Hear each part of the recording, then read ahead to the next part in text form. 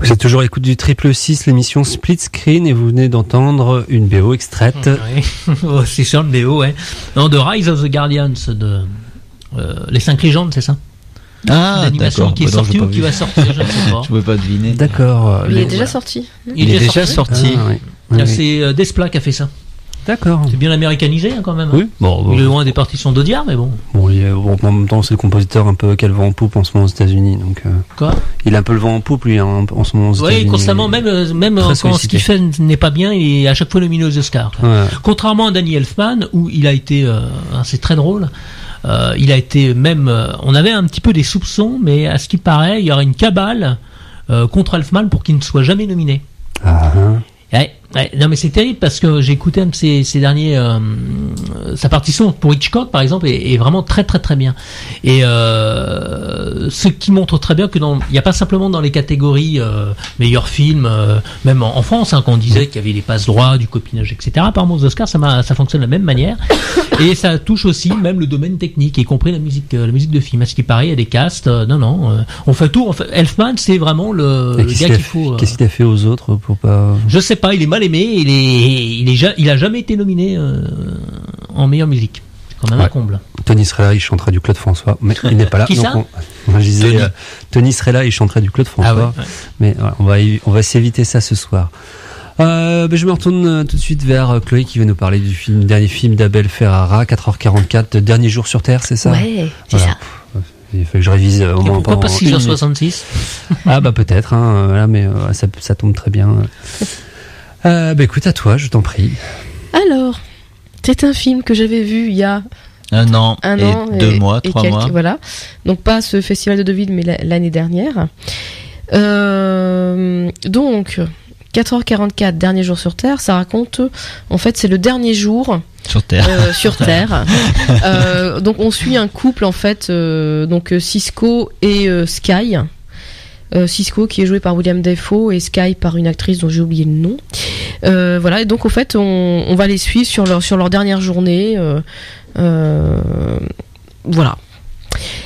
Et donc, alors on pouvait avec Ferrara et puis un sujet comme ça, sachant que l'année dernière on était un peu dans la thématique avec Mélancolia, il y avait je sais plus quoi d'autre aussi, ça faisait un peu fin du monde aussi, il y avait pas mal de films comme ça. Mais je crois qu'il y avait aussi Jusqu'à ce que la mort nous sépare. Ah non, c'était cette année ça. Je sais pas, il y avait d'autres, enfin bon, c'était un peu les films un peu comme ça là, dont Mélancolia. Donc ce film là, on s'est dit bon, Ferrara, ce sujet là, ça va être peut-être un petit peu hystérique, c'est un petit peu sex drug and rock'n'roll, on va. Alors et en fait pas du tout, c'est un film qui est étrangement qui est assez sobre, qui est assez intimiste, il prend l'angle intimiste, comme il peut faire souvent.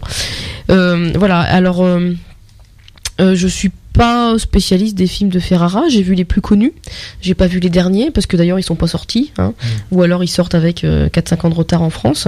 Là pareil, Go Tales, ouais. Sinon, là 4h44, on peut se poser la question pourquoi il sort si tard en France? Est-ce que c'est justement parce qu'il y a cette thématique de fin du monde là, et puis hop, c'est Noël et puis c'est le moment et c'est là qu'on va le mettre? On peut se poser la question parce que sinon le film en lui-même il est pas génial, c'est-à-dire que donc Cisco c'est un acteur très torturé, Sky c'est une artiste peintre qui est très zen et qui est en paix avec elle-même, et donc ils vont parler tous les deux de la manière dont ils reçoivent eux la fin du monde. Donc il y a beaucoup de scènes de sexe, parce que une dernière fois quand même avant de partir, et puis il se pose plein de questions sur les valeurs, le sens de la vie, qui suis-je, dans quelle étagère, tout ça. Cisco donc à un moment va voir des amis, et puis donc on comprend que c'est un ancien toxico, et non, il refuse de reprendre de la drogue. Oui, mais c'est la fin du monde dans 10 heures, mais c'est pas grave, je veux pas parce que c'est quelque chose d'important. Enfin voilà, donc pourquoi il ne reprend pas de drogue? Parce que il veut se respecter soi-même et les valeurs qu'il a. Enfin bon, tout un truc comme ça. C'est un peu c'est un petit peu poussif. C'est sobre mais prétentieux, quoi. Voilà, c'est puis bon en plus non, ça fait un peu artificiel quoi. Alors après pourtant pour autant c'est bon, ça se laisse voir hein. En plus bon, je me rappelle qu'on l'avait vu genre le 9e jour à 22h, un truc comme ça. Donc c'est vrai que ça laisse une impression de on s'attendait tellement pas à un truc comme ça, on s'attendait à un truc un peu plus hystérique effectivement. Et en fait non, ça se laisse voir hein. Honnêtement, ça se laisse voir, mais après quand on revient dessus, on dit oui, bah finalement il y a pas grand-chose dedans. Et alors par contre, Willem Dafoe, hein, bon bah il est bien. Hein.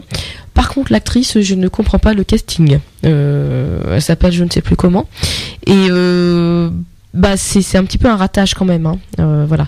Shannon Lay. Voilà, donc bon, elle était là à Deauville l'année dernière là, mais c'est un peu bon, c'est vraiment très très caricatural quoi. C'est l'artiste peintre qui peint l'apocalypse ou pas sur ses tableaux, ses machins, tout ça.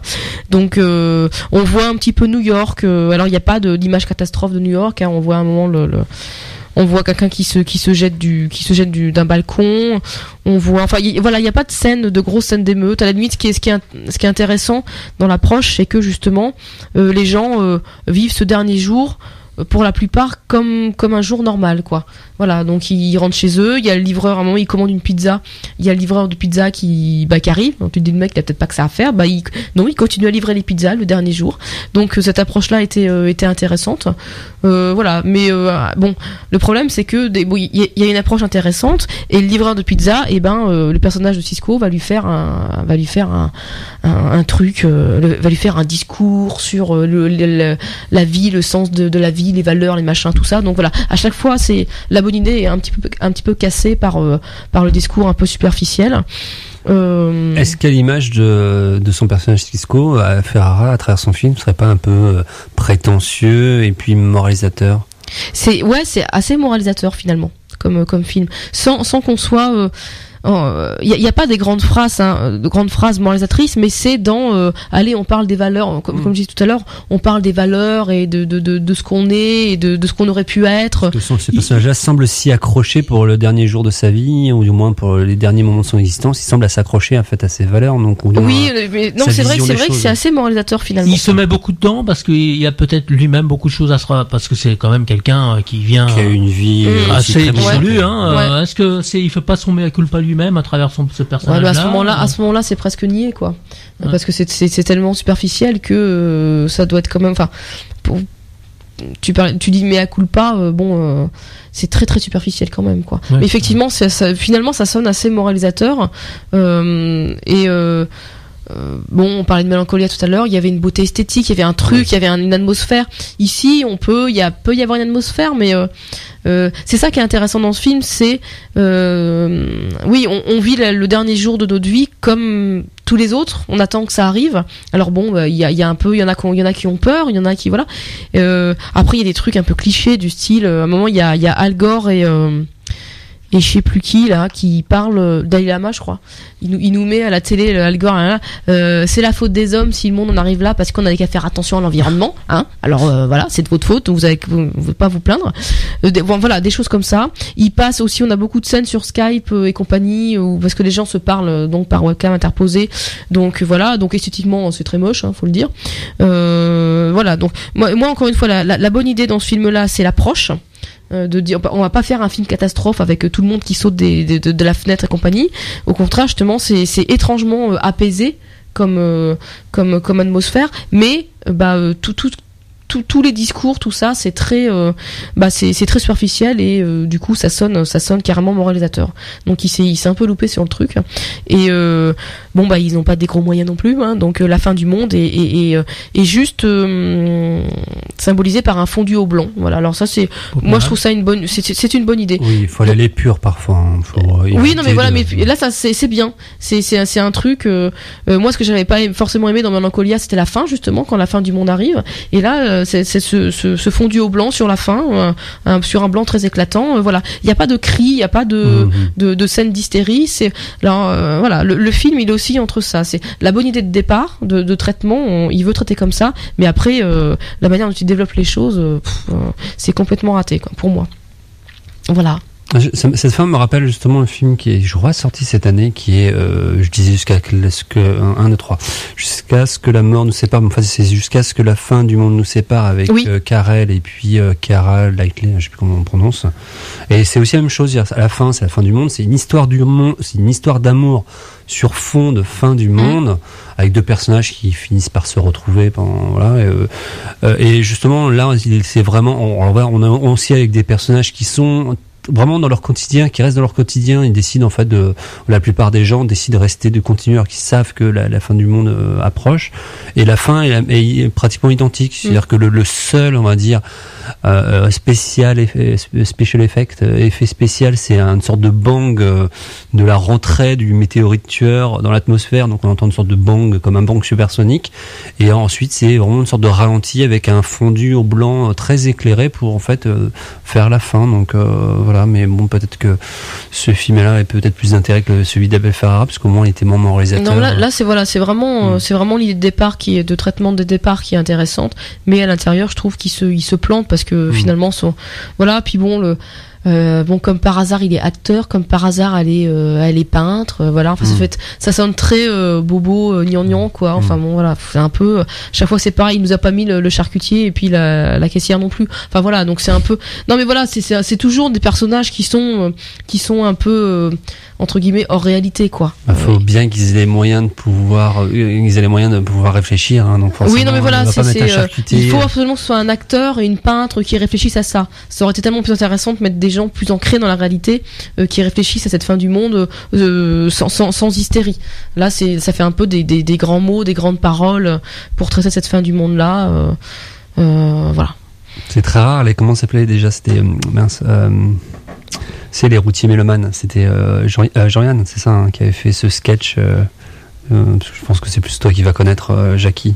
Ça dit quelque chose? Ouais, ça dit quelque chose. Voilà, où il y avait c'est très rare quand même d'avoir des gens entre guillemets représentant le peuple qui ont un discours intéressant. Voilà, c'est toujours les routiers mélomanes, c'est vraiment l'exception. La plupart du temps, forcément, il faut que ce soit des artistes, des peintres, des gens qui soient dans le milieu, quoi. Voilà. Ouais, donc ça sonne, ça aurait pu être intéressant dans la réflexion. Ça sonne plutôt superficiel. D'accord, donc je conseille pas. Bon, non, autant aller revoir un autre. Joyeux à voir avant la fin du monde. Voilà. Non, mais surtout, en plus, on se demande vraiment pour qu'ils le sortent maintenant, quoi. Comme par hasard. Un an après son passage dans les différents festivals, et comme par hasard, avec cette thématique là qu'il y a. C'est un film de 2011, en fait. Ouais. Enfin, nous, on l'avait vu en tout cas en sélection, non, même pas en sélection, en avant-première, à Deauville l'année dernière. C'était une sacrée avant-première. Ouais, non, mais voilà, c'était. C'est vachement en avance. Et moi, personnellement, je trouve que ça fait longtemps qu'on a perdu Abel Ferrara. Oui. C'est pas un hasard si ces films ne sortent plus. Je crois que le tournant, c'est après The Addiction, là, le film sur les vampires qu'il avait fait avec Christopher Walken, qui est déjà, mais avant c'était vraiment très bien. King of New York, Bad Lieutenant.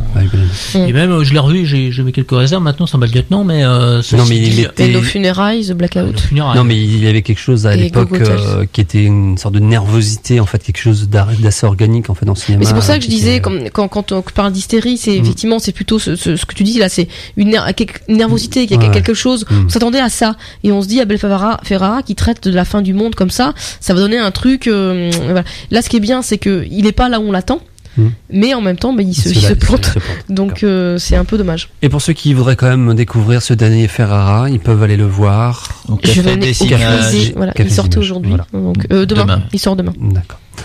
Je vous propose peut-être, à moins que tu aies un petit morceau, peut-être court, comme ça sous les yeux. Voilà, on va s'écouter peut-être une transition, qui va faire une petite respiration musicale. Très bien, 1 minute 41, et puis on se retrouvera après avec le retour sur le James Bond qui marche du feu de Dieu, puisque je crois qu'il va passer le cap du milliard de dollars de recettes, ce qui il marche jamais feu de Dieu, alors que MGM c'était noir de monde, je m'y attendais pas moi. Ah oui, toi quand il y a il y a du monde, c'était rempli. Là tu y as été quand? Non, il y avait du monde. Il y avait deux tiers la salle qui était là. Tu as été quand cette semaine? C'est étonnant, ça fait un mois et demi qu'il est sorti. Samedi. Pourtant c'est la 4e, 5e semaine. Ce qui est plutôt rare, c'est vrai que dans les salles RSC, quand ils reprennent les gros blockbusters en VO, il n'y a pas énormément de public, mais là les gens étaient en demande. Ils étaient en demande de la VO. D'accord. Bon, on va en parler tout de suite après ce morceau du minute 41. À tout de suite.